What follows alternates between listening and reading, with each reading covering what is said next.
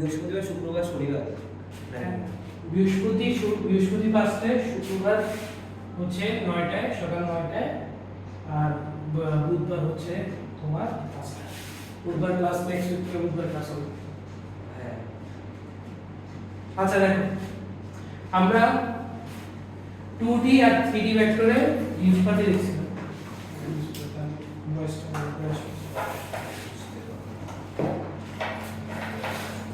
এবার দেখো, আমরা ভেক্টর উপাংশ, লং রোলার, 2D ভেক্টর, 3D ভেক্টর প্রকাশ এগুলো আমরা দেখছিলাম। এখন আমি যেটা দেখব সেটা হচ্ছে একাধিক ভেক্টরের লব্ধি বের করা। আমরা তো সামান্তরিক বিধিতে কয়টা ভেক্টর লব্ধি বের করি? দুইটা। এখন আমরা বের করব হচ্ছে 2 এর অধিক ভেক্টরের লব্ধি নির্ণয়। 2 এর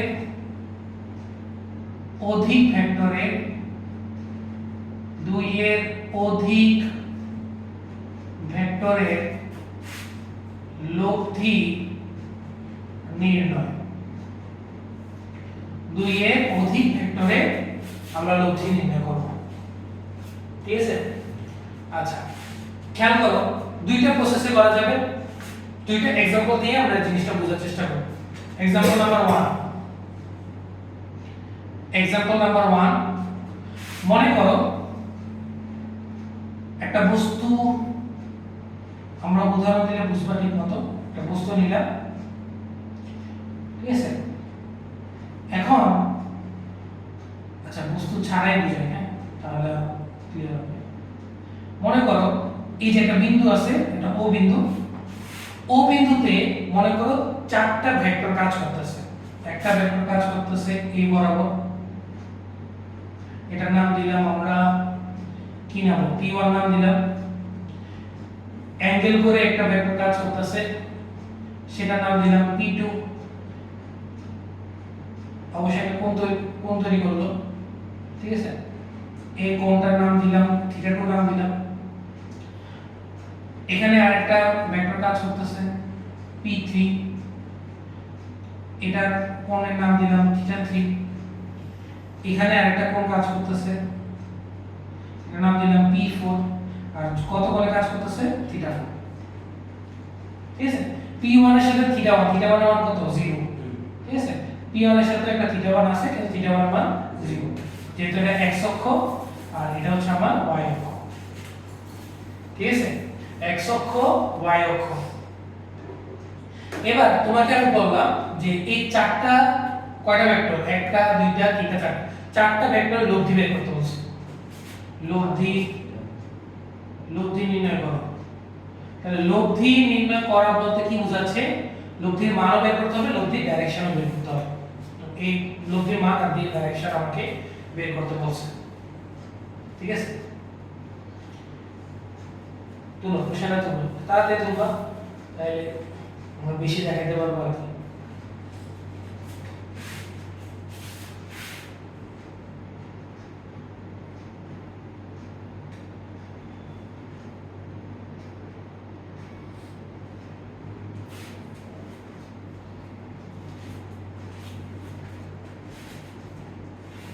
লব্ধি আমাকে নির্ণয় করতে বলছে।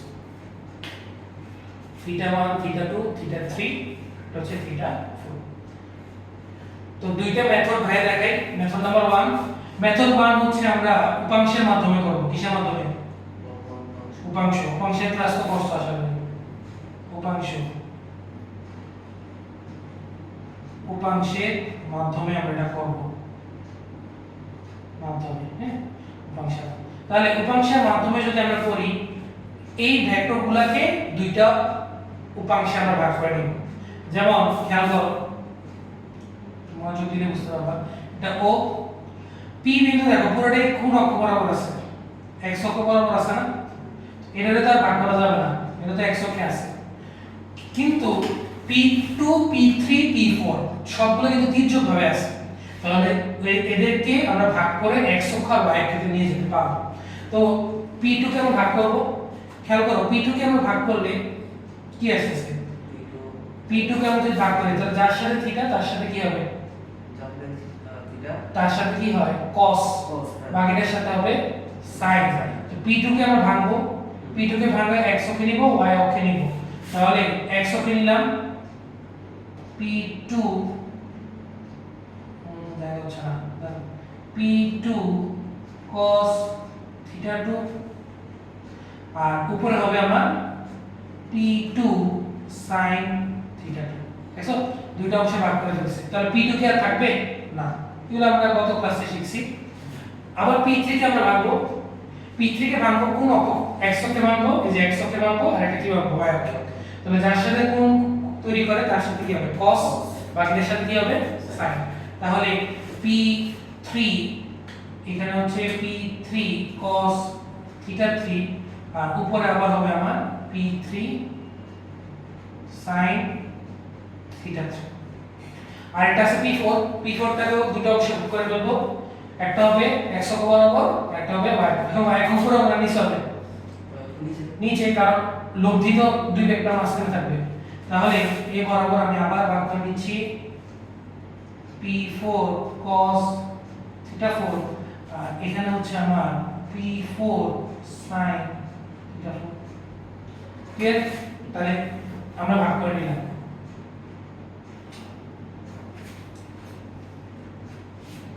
p4 cos theta 4 p4 sin theta 4 এটা থেকে লিখে আসছে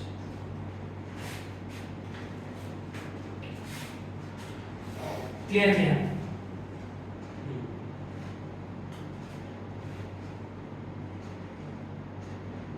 তো ভাই একটু উপরে করি এগুলা এবার আমরা কি করব x অক্ষ বরাবর লব্ধি বের করব y অক্ষ বরাবর লব্ধি বের যদি একই রেখাতে আছে তো একই রেখাতে থাকলে লব্ধি বের করা সহজ তো এটাকে আমি প্লাস ডাইরেকশন ধরলে অপোজিট কি ধরব মাইনাস আবার দেখেন আদিক্য বেশি না তাহলে অবশ্যই পাল্লা ভারী এটা প্লাস হবে মাইনাস তাহলে লব্ধি ডাইরেকশন x অক্ষ বরাবর লব্ধি ডাইরেকশন কই হবে ডান পাশে তাহলে x অক্ষ বরাবর লব্ধি এটার নাম আমরা দিব px x অক্ষ বরাবর লব্ধি px সমান কি লেখা যায় বলো তো এগুলো সব প্লাস এগুলো মাইনাস তাহলে p1 plus p2 cos theta 2 plus p4 cos theta 4 minus p2 p3 sorry cos theta 3 এটা আমার কিসের মান আসছে px আর এটা কি আসবে py তাহলে y অক্ষ বরাবর লব্ধি বের করি y অক্ষ বরাবর লব্ধি এটার নাম আমরা দেই py নাম দিলাম তাহলে এটা যদি প্লাস ডাইরেকশন হয় তাহলে এইগুলো কি হবে অপোজিট মাইনাস ডাইরেকশন তাহলে py সমান কি হবে p2 sin theta 2 plus p3 sin theta 3 minus p4 sin theta 4 তাহলে px এর মান পাইলাম py এর মান পাইলাম তাহলে px এর দেখো চিত্রটা তাহলে কি থাকে দেখো এখানে থাকবে px কারণ এটা প্লাস ধরছিলাম এটা কি ধরছিলাম py তাহলে px আর py এর মধ্যবর্তী কোণ কত নাই কি তাহলে লব্ধিটা চলে আসবে না লব্ধি p এবং লব্ধি p এর সূত্র কি হয় বলো তো লব্ধি p এর মান কোনটা হয় এখানে আমরা যদি লব্ধি কাজ করি তাহলে p² প্লাস px স্কয়ার আবার হ্যাঁ px square plus py square আর এটা তো 90 ডিগ্রি হচ্ছে না পুরোটা তাহলে cos 90 মান 0 তো বাকিটা হবে না কি এটা একটা মেথড পাবো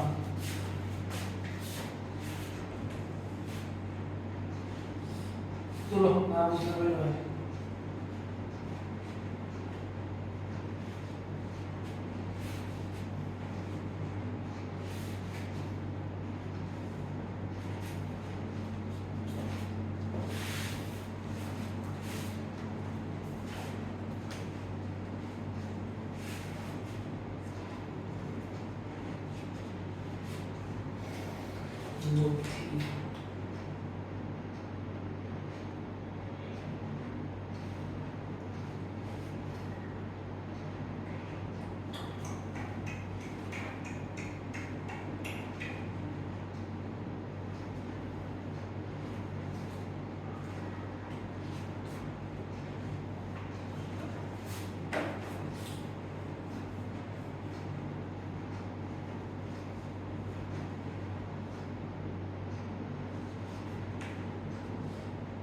ক্লিয়ার কি না? তো এই মেথডটা অনেক বড় প্রসেস আর কি মেথড। এই মেথডে আমরা যদি করি তাহলে একটু বড় হয়। মেথড 2টা কম্পারেটিভলি ইজি হয়। দেখো আমরা এটা বুঝে নেই। দেখো আমরা মেথড 2 তে আমরা একটা উপপাদ্য ইউজ করব। এটাকে বলা হয় লম্ব অক্ষাংশ উপপাদ্য। ঠিক আছে? মেথড 2 এটাকে আমরা বলতেছি হচ্ছে লম্ব অক্ষাংশ বা লম্ব অক্ষ উপপাদ্য। লম্ব অক্ষাংশ উপপাদ্য বলা যায়। লম্ব অক্ষাংশ উপপাদ্য আমরা এবার করি। ঠিক আছে? তো এটাকে জিনিসটা হচ্ছে কি আমি তোমাকে বলি, এটা তো হচ্ছে পজিটিভ চার্জ মানে পজিটিভ অক্ষ, তাই না? ধনাত্মক। এখন P1 খেয়াল করো x এর সাথে θ1 তৈরি করে, θ1 মান 0। তো আমরা P2 আবার কি তৈরি করে? θ2 তৈরি করে। P3 x অক্ষের ধনাত্মক দিকের সাথে আরেকটা কোণ তৈরি করতেছে। খেয়াল করো এটা তো আছে, তাহলে এখানে একটা কোণ তৈরি করছে না? 180 এই কোণটা। আবার P4 ও কিন্তু একটা কোণ তৈরি করতেছে। খেয়াল করো মানে এটা x অক্ষের ধনাত্মক দিকের সাথে, তাহলে P4 এর কোণটা হচ্ছে এটা, P3 এর কোণ হচ্ছে এটা, P2 এর কোণ হচ্ছে θ2 আর P1 এর কোণ হচ্ছে θ1। ঠিক আছে?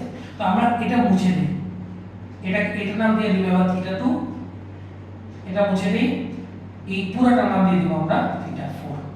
তো এটা একটু আবার তুলতে হবে, এই জিনিসটা সেম জিনিসটাকে আবার তুলবা। এখন আমরা x অক্ষের ধনাত্মক দিকের সাথে কোণ ধরছি, x অক্ষের ধনাত্মক। তো বাংলা কথাটা বাইরে লিখে দেই, তুমি এটা উঠাও। তাহলে P1, P2, P3, P4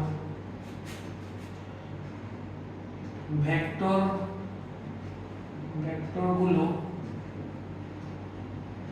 x অক্ষের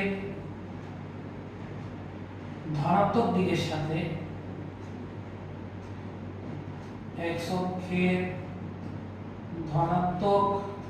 সাথে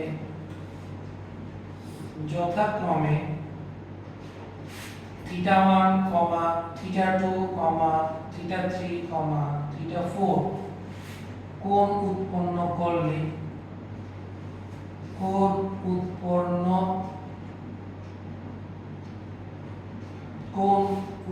যদি করে, তাহলে আমরা px আর py বের করছি না? এখানেও কিন্তু px আর py বের করব। x অক্ষ বরাবর লব্ধি, y অক্ষ বরাবর লব্ধি। তাহলে এটা হচ্ছে x অক্ষ বরাবর লব্ধি আর এটা হচ্ছে y অক্ষ বরাবর লব্ধি। এবং উপপাদ্যটা কি? উপপাদ্যটা হচ্ছে x অক্ষ বরাবর লব্ধি হচ্ছে না, তো যার সাথে কোণ তার সাথে কি হয়? cos। তাহলে px সমান হবে, এটা কমা দিয়ে দিই, px সমান হবে p1 cos θ1 plus p2 cos θ2 plus p3 cos θ3 plus p4 cos θ4। আর py তো কি হবে? cos এর কি হবে? Just sin। এটাকে লম্ব অক্ষাংশ উপপাদ্য বলে। p3 sin θ3 p4 sin θ।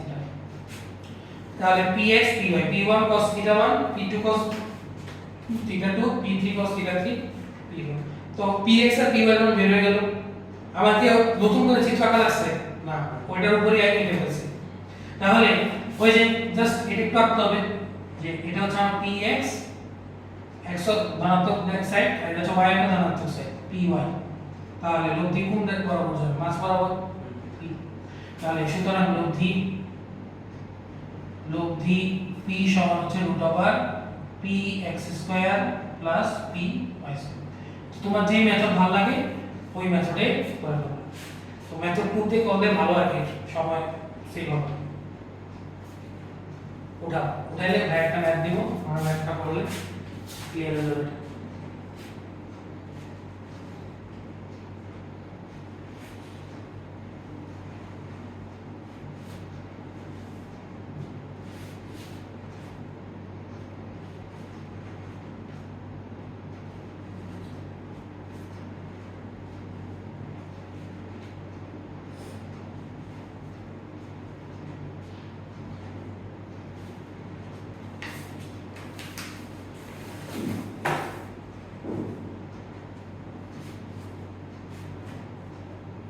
তাহলে p1 cos থিটা 1 px বের হয়ে গেল, py বের হয়ে গেল, লব দিয়ে বের হয়ে যাবে। সহজ। তো আমরা একটা ম্যাথ করি, ম্যাথ করলে জিনিসটা আরো ক্লিয়ার হবে। চলো এখানে 5 টাকা লব্ধি ধরা যায় না? লব্ধি ধরা যায় না? কোথায়? আমরা একটা লব্ধি ধরে ওটা করলাম। মানে px ধরছে তাহলে px এর ডাইরেক্ট দিয়ে r cos থিটা। আর একটা sin cos থিটা আর একটা sin থিটা। হ্যাঁ ধরা যাবে, কোনো সমস্যা নেই। আমরা নরমাল যেটা মনে করো p দিয়ে করছি তো, তাহলে px py দিয়ে আমরা করি, আর x আর y দিয়ে করলে সেম আনসার সেম, তো সমস্যা নেই, তো একই আনসার আসবে। আবার এটাকে দিকও বার করা লাগবে। বুঝি না দিক কোনটা? হ্যাঁ ডাইরেকশন বের হবে না, ডাইরেকশন কত আসবে? এই যে এটা যদি আমরা থিটা হয় তাহলে py কে শিফট করো, ভেক্টর শিফটিং, তাহলে এটা py হলে এটা কি হবে? py। তাহলে ডাইরেকশন কত আসছে? tan থিটা সমান লম্ব, লম্ব কত? py, আর লম্ব py ভূমি কত? px। তাই না?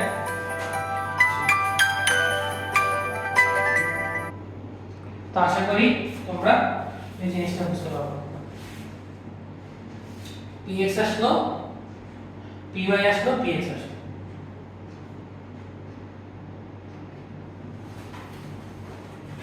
ঠিক আছে? তো আমরা একটা ম্যাথ করি, ম্যাথ করলে আশা করি সমস্যা হবে না। দেখ এই মেথডেই করব, মেথড 2 তেই করব, এই মেথড 2 তেই আমরা করব।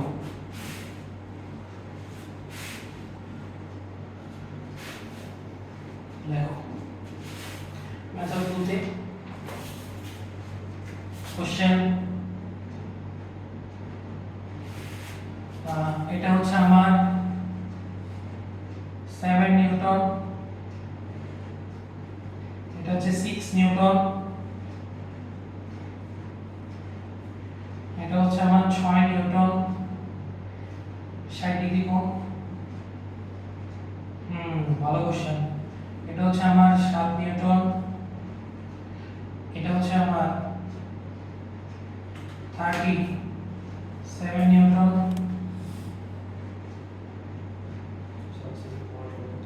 এটা 7 নিউটন। তোমাকে বলছে যে লব্ধি বল নির্ণয় করতে হবে। লব্ধি বল কত? তো লব্ধি বল বলতে মানও বের করবা, দিক ডাইরেকশন বের করবা। তো ইয়েতে করবা মেথড 2 সহজ।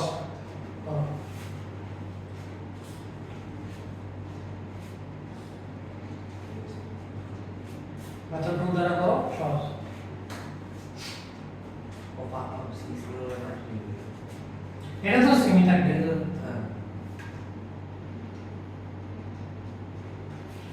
তুমি r cos r sin দিয়ে করো তাহলে ইজি।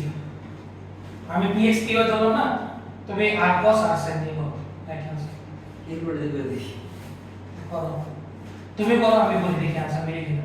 r cos থিটা সমান 6 প্লাস, আচ্ছা 6 cos 0, যেহেতু থিটা কোণ তৈরি হইলো, 7 cos, এই যে x অক্ষের সাথে 90 ডিগ্রি তৈরি হলো, তাহলে cos 90 প্লাস 6 x অক্ষের ধনাত্মক দিকের সাথে 150 ডিগ্রি কোণ তৈরি করে, তাহলে 6 cos 150 প্লাস 7 x অক্ষের ধনাত্মক দিকের সাথে এই যে পুরোটা কত হয়?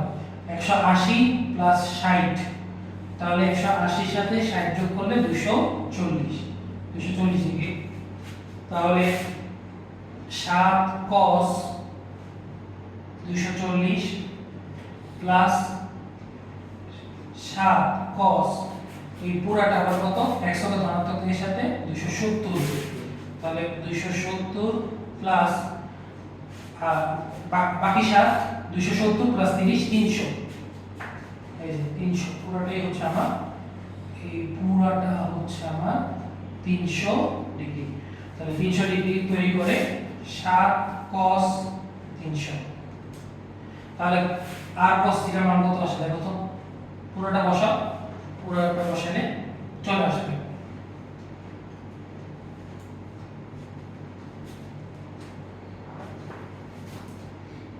কত আসে?